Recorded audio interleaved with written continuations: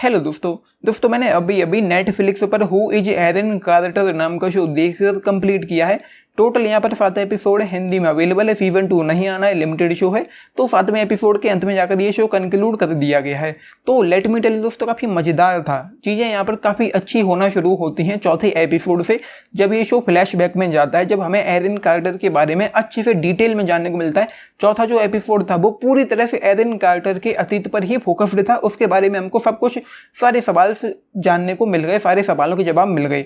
तो चौथे एपिसोड से मुझे यहाँ पर मजा आया। एंड उसके बाद जो चीज़ें हो रही थी, लोग उसके पीछे पड़े हुए हैं, उसकी जान के पीछे, एंड वो भाग रही है एंड मार रही है लोगों को। जो एक्शन सीक्वेंसेस हैं, जो मूवी का दूसरा एक्शन है, जो भी ड्रामा यहाँ पर चल रहा है, जो मसाला चल रहा है, वो अच्छा था। लेकिन पहले जो 3 एपिसोड थे, चीज़ें जिस तरीके से शुरू हैं एंड जिस तरीके से अपने ट्रैक पर आता जाता है, शुरुआत में ज़्यादा वक्त नहीं लिया गया इस शो को ट्रैक पर आने में। चीज़ें काफ़ी जल्दी हुई, अच्छी हुई एंड आप इजीली इन्वेस्ट हो जाओगे, आपको एंगेज कर लेगा इजीली ये शो। ये चीज़ें मुझे अच्छी लगी। एंड लेंथ को लेकर, पेसिंग को लेकर भी कुछ ऐसे इश्यूज देखने को नहीं मिले इस पूरे शो में।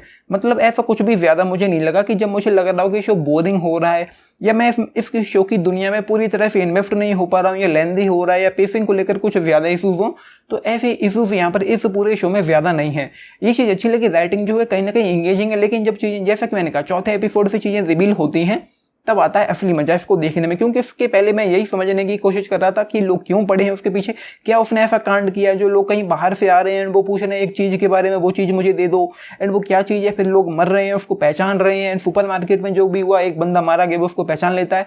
तो वो सारी चीज़ें उतने क्लियर नहीं हो पाती क्योंकि बताई ही नहीं गई। लेकिन चौथे एपिसोड से जब ये सब कुछ रिवील हुआ, तब आता है यहाँ पर मजा। एंड उसके अलावा जो एक्शन है यहाँ पर तीसरे एपिसोड के एंड में, वलेरिया से मिलने के बाद जब वहाँ पर वो लोग आए, वलेरिया को जब वो उसके $12,000 देने गई थी, एंड उसके बाद वहाँ पर जो कुछ भी हुआ, वलेरिया के साथ जो कुछ भी हुआ, एंड उसके बाद वो जब उस ब्रिज से कूदती है, ट्रक पर जाके गिरती है, एंड उसके बाद जो भी चीज़ें हुई अंत में, तीसरे एपिसोड के अंत में, तो वहाँ से असली मजा आता है इस शो में। एंड वहाँ से मैंने नोटिस किया, मुझे ऐसा लगा कि यहाँ से इस शो का जो एक्शन है वो और अच्छा हो गया। हालांकि एक्शन ऐसा नहीं कि पूरी तरह से एक्शन से भरपूर ये शो हो, लेकिन जितना भी एक्शन था वो काफ़ी अच्छा था। स्पेशली लास्ट एपिसोड में जो भी एक्शन था, जो भी चीज़ें हो रही थी लास्ट एपिसोड में, वो काफ़ी अच्छी थी। तो कहानी कुछ यूँ है कि शो शुरू होता है इंग्लैंड से, जब एक महिला अपनी छोटी सी बेटी को लेकर इंग्लैंड से भागकर बार्सिलोना चली जाती है, और शो लेता है 5 साल का एक जंप।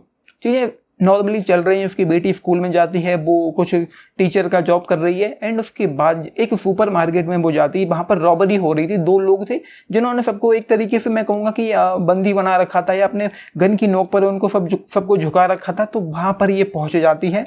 तो वहाँ पर उसने वो सारा सबको बचा लिया, एंड वो लोग, एक मारा गया उन रॉबर्स में से।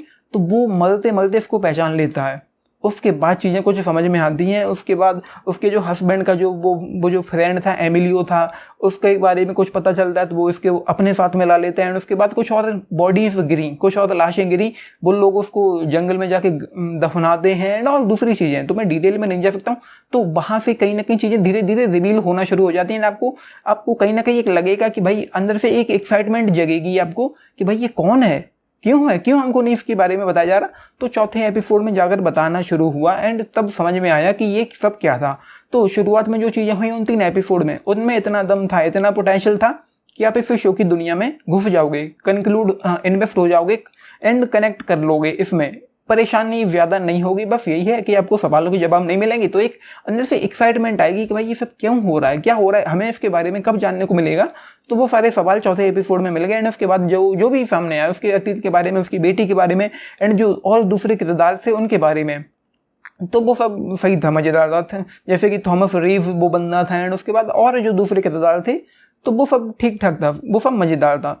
तो ये है भाई। एंड टू बी ऑनेस्ट यार, चौथे एपिसोड से जब पास्ट में गया, उसके अतीत के बारे में हमको जानने को मिला, फिर 5वें एपिसोड में जाकर ये प्रेजेंट में आता है, तो वहाँ से मज़ा आता है। क्योंकि इस जिस तरीके से इसको लिखा गया है, जो इसकी राइटिंग, जो स्टोरी टेलिंग है, जो प्रेजेंटेशन, एग्जीक्यूशन है, उसकी वजह से एपिसोड जो 7 हैं वो ज़्यादा फील नहीं होते, क्योंकि कहानी को काफ़ी अच्छे तरीके से यहाँ पर रखा गया, ये चीज़ मुझे यहाँ पता चलेगी। एंड उसके अलावा कुछ भी उतना मतलब क्राइम ड्रामा शो है, गैंगस्टर बेस्ड है, तो कुछ भी उस लिहाज से हमको कुछ भी बहुत एक्स्ट्रा ऑर्डिनरी देखने को नहीं मिलता। एक माँ की कहानी है जिसके पीछे कुछ गुंडे पड़े हुए हैं एंड वो सारी चीज़ें हैं, तो वो है ठीक ठाक था, देखने लायक था, मज़ेदार था कहीं ना कहीं, एंड मुझे बोरियत नहीं फील हुई।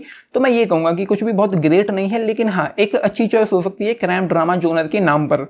तो अंत में मैं यही कहूँगा कि देखना चाहें तो देख लें, बाकी ना गालियाँ हैं ना कुछ भी ऐसा है कि टीवी पर लगाओ फैमिली के साथ ना देख पाओ, तो फैमिली के साथ देख सकते हैं, लेकिन हाँ कुछ खून खराबा है तो बच्चों के साथ नहीं देखा जाना चाहिए। और इसको नेटफ्लिक्स ने 16+ की कैटेगरी में रखा है, हिंदी डबिंग कहीं ना कहीं अच्छी है एंड वो सारी चीज़ें हैं, तो अंत में जाकर ये कंक्लूड हो गया है। बाकी बस यही है, ठीक ठाक था, देखने लायक था, मज़ेदार था एंड बोरियत मुझे नहीं हुई। पूरी तरह से इसने मुझे अपने साथ इन्वेस्ट करके रखा, हुक एंड बुक करके रखा, लेकिन हाँ बहुत ज़्यादा इंटेंसिटी नहीं है और बहुत ज़्यादा एक्साइटमेंट भी नहीं है, कुछ भी इतना ग्रेट नहीं हुआ कि आपको आप ये कहो कि भाई आज मैंने कुछ ग्रेट देखा। तो बस ये है, बाकी ठीक ठाक था, मज़ेदार था, देखने लायक था एंड सो ये है। हु इज एरिन कार्टर के लिए 3.5 स्टार नहीं यार, 3.3 stars out of 5, 3.3 stars out of 5 इस शो के लिए। एंड सीजन 2 तो आना ही नहीं है, तो वह ये है जो भी है, आपको देखना है देख लो, फ्री बैठे हो तो देखना शुरू कर दो। जैसा कि मैंने कहा कुछ भी बहुत ग्रेट एक्सपेक्ट मत करना इस शो से, एंड पेसिंग वगैरह है, स्क्रीन प्ले जो भी है वो ठीक ठाक ही था। सो ये है, बाकी आपने देखा है, लेके बताना आप लोगों का इस शो पर क्या take, and like share and subscribe भी करना चैनल को। वीडियो के एंड अंत आते थे, कहीं ना कहीं मेरा जो एक्सपीरियंस रहा है इस शो को लेकर अच्छा रहा, सेटिस्फाइंग रहा। तो ये है, बाकी लिख के बताना आप लोगों की जो भी टेक्स हो, and like share and subscribe भी करना चैनल को, वीडियो को। And this is Nitish signing up, thank you.